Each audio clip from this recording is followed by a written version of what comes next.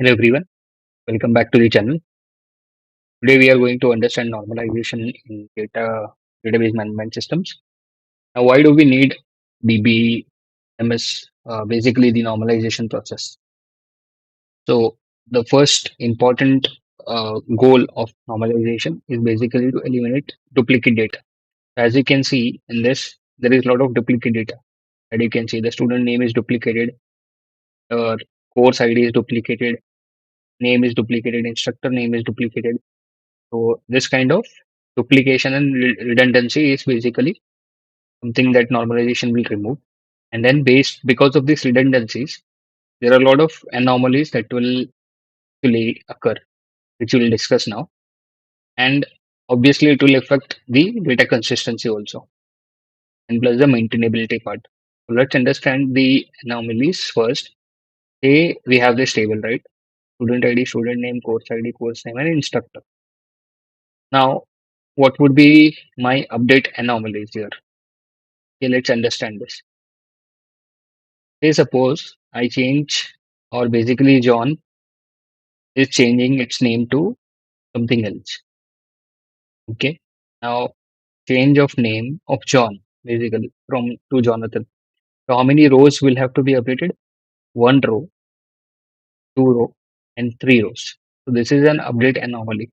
Just for the name change of John, we are actually changing the other rows. I mean there are other rows. It could be thousands of rows as well. And say suppose if you miss out on any of the rows, then there could be data inconsistency. And that is what we are saying, that data inconsistency could be a problem.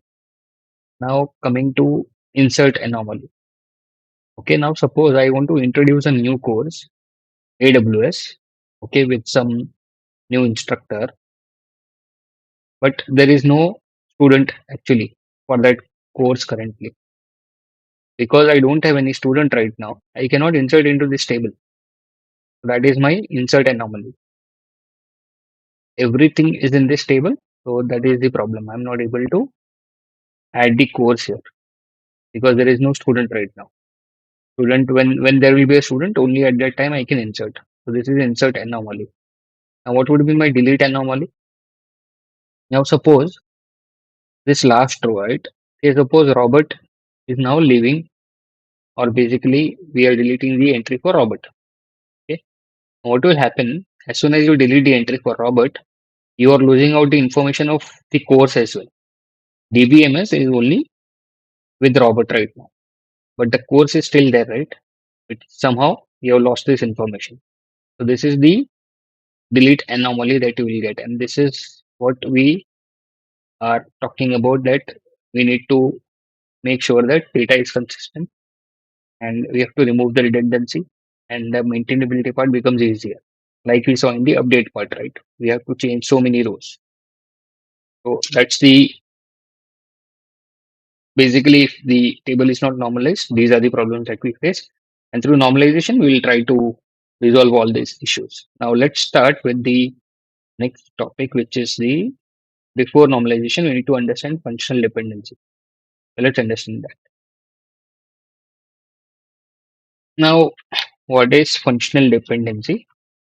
The functional dependency is just like basically it's a relationship that you need to identify between the columns. Okay? If you have a if you have a table, and in that table we have multiple columns, right? So we just need to identify what is the relationship. So whether the dependent attribute and this x would be my determinant. So if there is a dependency between them, say like x is able to identify the dependent attribute or uniquely determines the attribute value y. So that's what we are trying to say in the functional dependency. So say suppose from student ID I can understand the student name as well. And from student ID I can also get this department. So this is kind of a functional dependency. Now there are types of functional dependencies. Let's understand them. Trivial. When we say trivial, trivial means this is my key, student ID and student name. So this is my key. Okay, it's a composite key, and you can see that student name, it is determining student name. We have only two columns, and we are determining student name. Student name is already in the left hand side, and that it's also the part of the dependent uh, attribute. So this is called as trivial functional dependency. And when we say non-trivial means uh, determinant and dependent, they are different. Basically, your dependent is not part of your determinant. Okay. When we say x and y, your dependent or y wouldn't be part of x, right? So that's what we mean by non-trivial dependency. And third one is completely non-trivial. It's basically no attribute on the right hand side appears on the left hand side. So it's like complete. So no, there is no chance that we can have any dependent attribute in the determinant side. Now, fully functional dependency, an attribute depends on the entire composite key. So, like when we say grade, right? So, grade can only be determined by the combination of student ID and course ID. So, that's what it means, right? So, student and course ID together will uniquely identify grade. So, that's fully functional dependency. And when we say partial dependency is like if I have a composite key of student ID and course ID in my table, and I have a student name. In this case, what will happen? I from student ID, I can identify student name. So course ID is not required in this case. So this is partial functional dependency. Student name and student ID. Now this is actual functional dependency. Course ID is actually not used to identify student name. So it is not depending on the complete key. Student name is not depending on the complete key. Now transitive dependency. So say suppose we have these three columns: student ID, department ID, and department name. From student ID, I identify the department ID, and from department ID, I identify the department name. As you can see, this is like A to B, B to C. Then obviously there is A to C connection as well. There is a transitive dependency, and this is called as transitive functional dependency. That is what in we need to identify in the normalization process, and that is what we'll try to understand in the with the examples as well. So hopefully you understood the types of functional dependencies. As we look into the examples, you will understand more. Now normalization definition. Uh, as we look into that, you will understand more. Yeah, I'm just going to read it through for now. Read it now. So the first normal form, basically, every all the attributes will have atomic values. There are no repeating groups or arrays. In the second normal form, obviously it should be atomic. It is in first normal form. And basically, what we are saying it is there are no partial dependencies. In the second normal form, we have understood right in the in the functional dependency section, right? What is partial dependency? So we have to remove all the partial dependency. Then we can say that this is second normal form. And what is third normal form? If you remember the transitive dependency, so we need to remove the transitive dependency in the third normal form. The BCNF is basically it's mostly a stricter form of 3NF. Most of the times 3NF is more than enough. So in this case, we are just trying to say that for every non-trivial functional dependency, right? When we say non-trivial means x to y will never be part. Uh, if y is dependent on x, right? Basically, if x is determining y in the relation, x always has to be a super key, right? So that is very important. So that's what BCNF does. Most of the times, we'll do only till 3NF. BCNF are basically very rare scenarios in the organizations. Now let's start with the example. Now suppose I have this unnormalized form of data, which is my this is my table, right?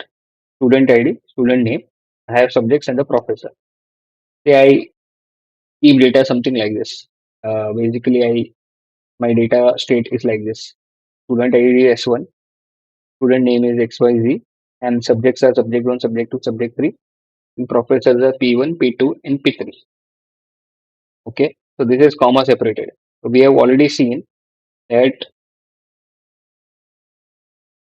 In the first, we need to convert into first normal form. So first normal form is atomic values. So it is not atomic values, right? As we have seen, and no repeating groups or arrays. Here we can see that there are repeating groups and arrays. So that is what we need to change. And the another example of unnormalized form is for the similar kind of data.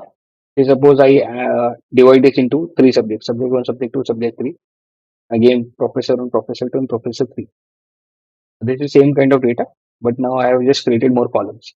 Now this is also not in the normalized form because tomorrow I might be adding more subjects, right? We will have to keep on adding column and plus you'll have to add the professors.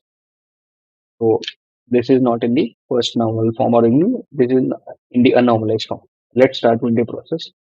Step one, we'll do one first normal form, and what it says is atomic value.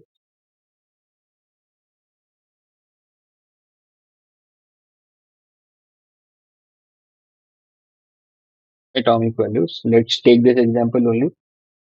What I will do is I will take student name. Okay, this would be my relation student name, and then I'll have the column as subject name. So this subjects I'll break it up into rows now. Correct. Similarly, subject one, subject two, subject three into rows. P1, P2, and P3 should be in rows. Similarly, I'll do for professor name. So once I do this, example data would be S1. I'll just copy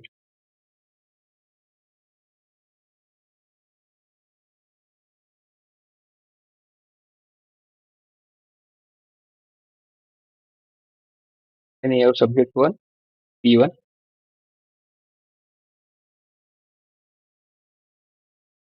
subject two, P2, and subject three, P3. So now this is my uh, first normal form that we have achieved by doing this. So now there are no repeating groups. Uh, all the values are atomic. Okay, and there are no arrays. So this is my first normal form. Now let's move to the second step, which is my second normal form. When I say second normal form definition is remove, just remove partial dependency. Simple. There should be fully functional dependency. That's the requirement.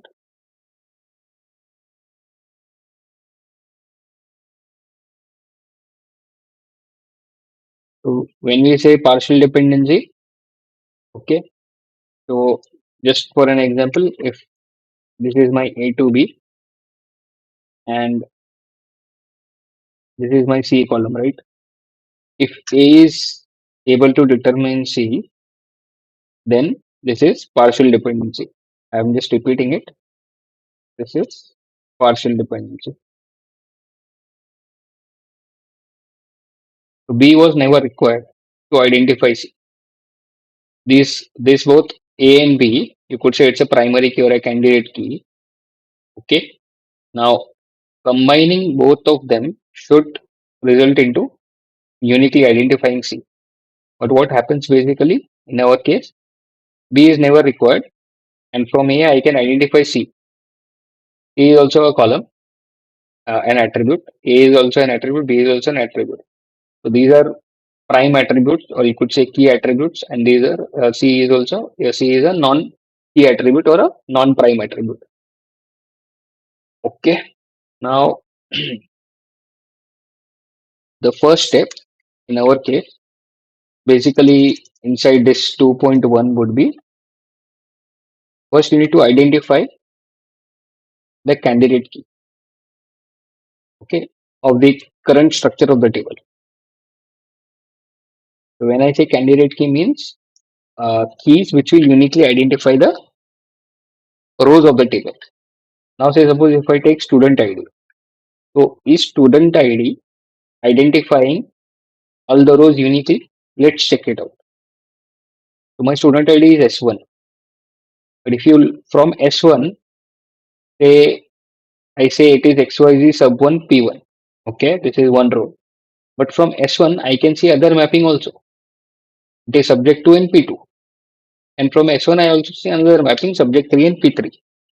So now student ID is not enough to identify the rows. So what could be my other uh, basically column using which, or basically using both of them, I can identify a particular row. As you can see, subject 1 P1, subject 2 P2. So this is a one-to-one relationship here between the subject and the professor, subject and the professor. So here I can clearly see there is a one-to-one relationship. So in this case, my subject name would be my candidate key. Sorry, the other key, part of the candidate key. So this is my composite key, composite candidate key involving student ID and subject name. So now you can check student one and subject one.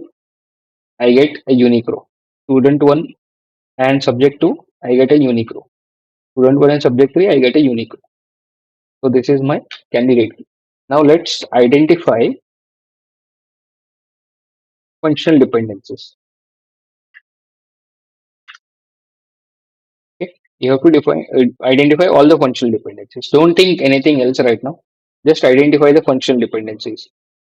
So for identifying basically student name is dependent on which column basically, which column uh, of this candidate key, basically which column of this candidate key. So you could say student ID is enough, right, for us to identify this. So student ID is my first student ID and student name is my first functional dependency. Okay, this is my first functional dependency. Now let's identify the other functional dependency. So subject name and student ID, any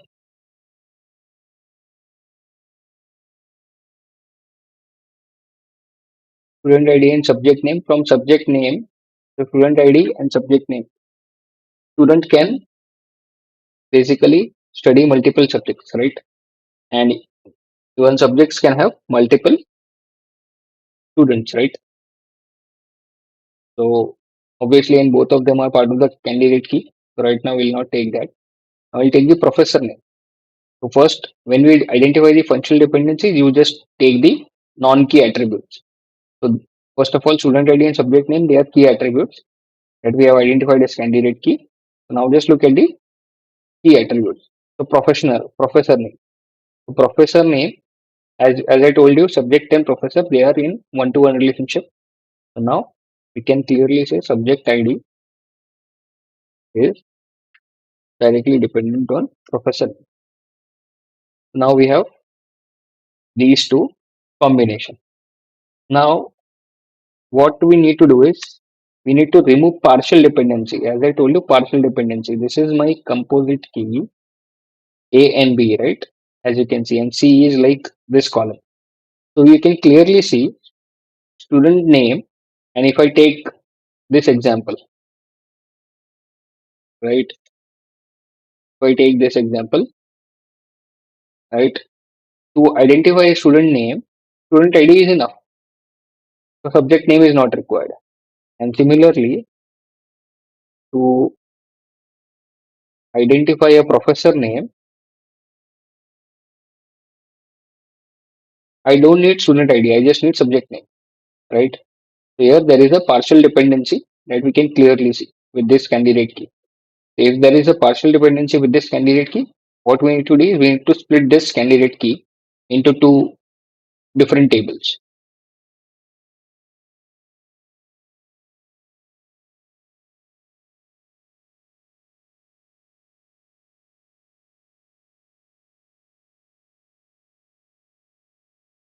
Now in the 2.4, what we can do is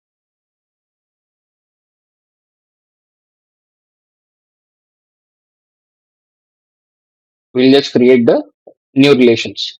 So my new relation is obviously student ID,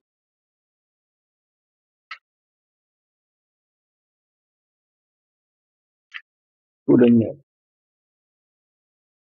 and here it would be subject name, and professor name.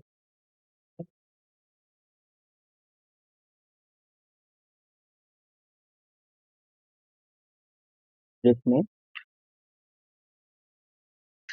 and professor. Now this is my 2NF. Now there is one more relationship that I need is student ID and subject name, right? So there will be three relationships here, or three tables basically. First table, second table, and third table. So now this is in the 2NF, second normal form. Now let's look at the third normal form.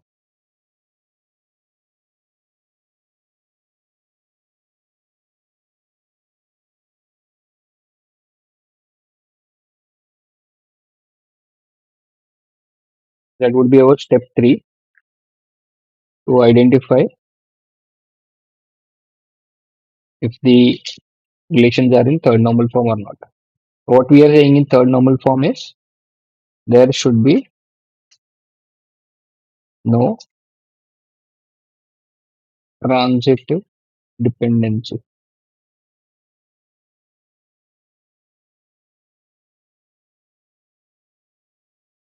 So there are very high chances that after 2NF process itself, you might say that okay, the relations are in third normal form, and I think in our case this might be true. So let's look at if there is any transitive dependency. When I say transitive dependency, say suppose I have A to B, here B is non-key. Just keep in mind non-key or non-prime attribute.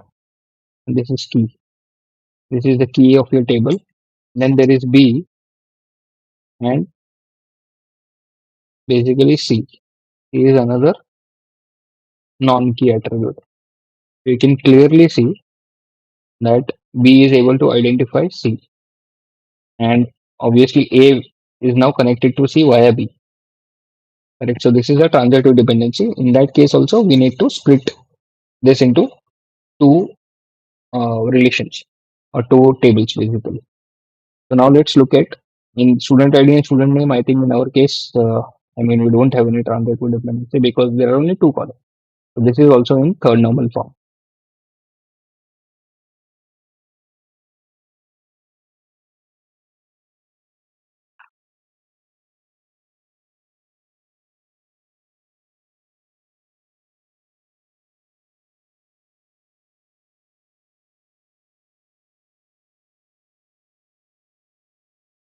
Now let's look at another example where we will actually follow the complete process again.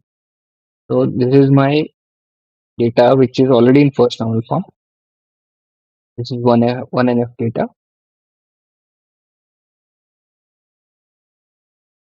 Okay, this is one NF data. Now let's do the step 2, which is second normal form. Remove partial FDs. So that's the we will just keep this in mind. What we do in second normal form, we remove the partial functional dependencies. Now let's follow the process. First is identify candidate key. Okay, so let's identify the candidate key here. Yeah, I have data what patient name. Here we have patient name, sorry, patient ID, patient name. Then we have doctor ID and doctor name. We have a department. We have an HOD. Okay, and patient email is fine. So no, this is not required. So now we have patient ID and patient name, and doctor ID and doctor name. And every doctor belongs to a department, and every department has an HOD. And there is also an appointment between the patient and the doctor. So there is an appointment date. Now, why this is in first normal form? Because all the values are atomic. There are no repeating groups or arrays. Hence, it is in the first normal form. Now, let's identify the candidate key. So, does patient ID identifies the complete data or the row? No, it doesn't. So if I add a doctor ID, does it uh, identify the row? Say I do P1 and D1. Mm, from P1, obviously, I can identify the patient name. It would be unique. From D1, obviously, doctor would be unique. Okay. Department. Okay, doctor belongs to a department. There is a one-to-one relationship. Okay, I can identify department. And obviously, a department has a HOD. So again, one-to-one relationship. I can identify HOD. Till here, it is fine. From these two, I can identify till HOD. But what about appointment date? I cannot. I cannot identify the appointment date because for same patient and doctor, I can have multiple appointments, right? I may do appointment of 1st January, then the 3rd January for P1 and D1, right? So the another key would be appointment date. So this is the way we identify the candidate key. So now if we check, right, if I do P1, D1 and appointment date of 1st January. So obviously I would be able to identify a unique row in the table. So that's the way you identify the candidate key. Now let's do the next step. Identify FDs or functional dependencies. Now what would be our functional dependencies? Let's start. So these are my keys, okay, candidate keys. Now let's go to the non-keys. Non-keys patient name. So for patient name, what do I need? Do I need doctor? No. Do I need appointment date? No. For patient name, patient ID is enough. So my first functional dependency is patient ID and patient name. Then for doctor name again, doctor ID is enough.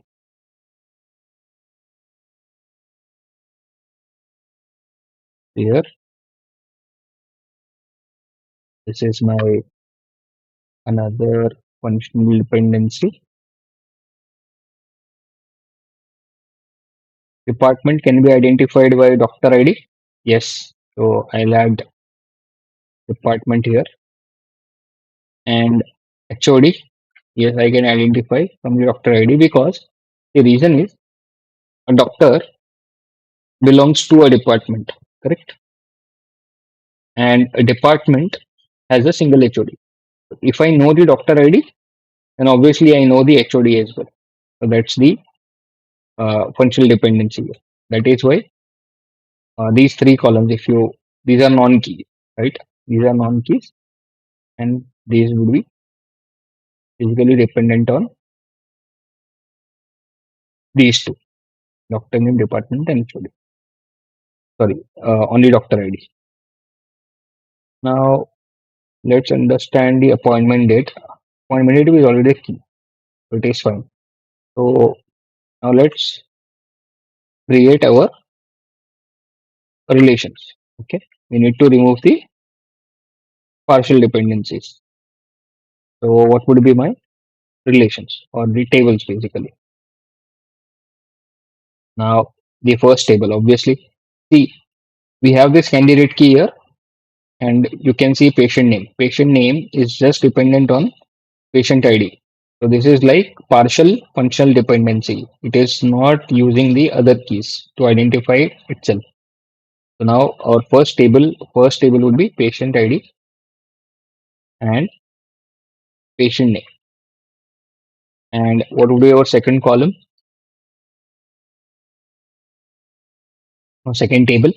Second table would be obviously doctor ID. Even here, in this case, it is partial dependency because it doesn't need appointment date or patient ID. It just need doctor ID to identify these columns or these rows basically uniquely. Now we have these three, and then we need these three also. So there is obviously an appointment date between a patient and a doctor. Now we have the three relations that we would need. Okay. So here, this is the complete, or you could say patient ID and doctor ID would be my candidate key. An appointment date can be identified.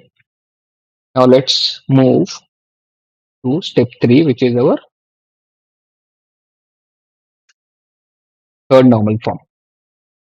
What the third normal form says is remove any transitive dependency. And I had already explained this. What is a transitive dependency? A to B, B to C. So obviously A is transitively dependent on C. Sorry, C is transitively dependent on A. That's the transitive dependency. Now let's look into these tables which we have created in the second normal form.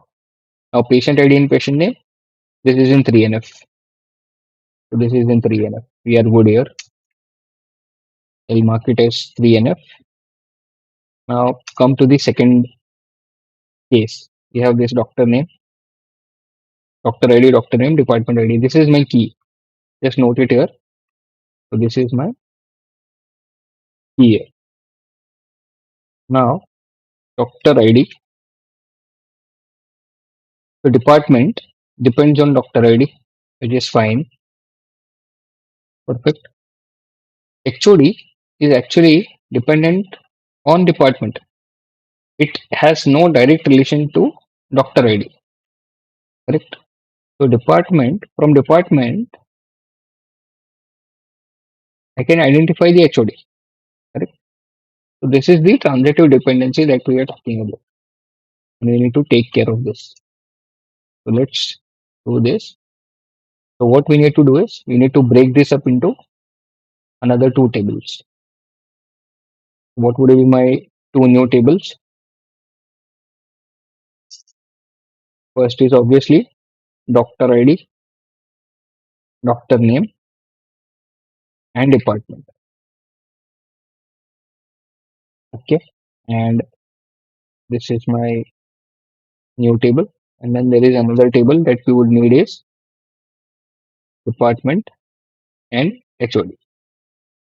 Or we could just say that it's department name here, not name here. It would be ID here. And say here we add the ID, something like that. And department ID would be my key. So here now it is in the third normal form. Now let's go to the third table, which is patient ID, doctor name, appointment date. I think this is in the third normal form because all three are key basically. It would be unique. These three would be unique in any case. The appointment date is actually directly dependent on patient ID and doctor ID. Even if you make patient ID and doctor ID as the key, that is also fine in this case. So it is still in third normal form. So here we have achieved the third normal form, and I think this is more than enough in the real world. Third normal form is the very common normal form, and it is more than enough in any companies mostly or anywhere that you go. So with this, we end this lecture. Hopefully, you would have liked this one. Thank you so much. Have a good day.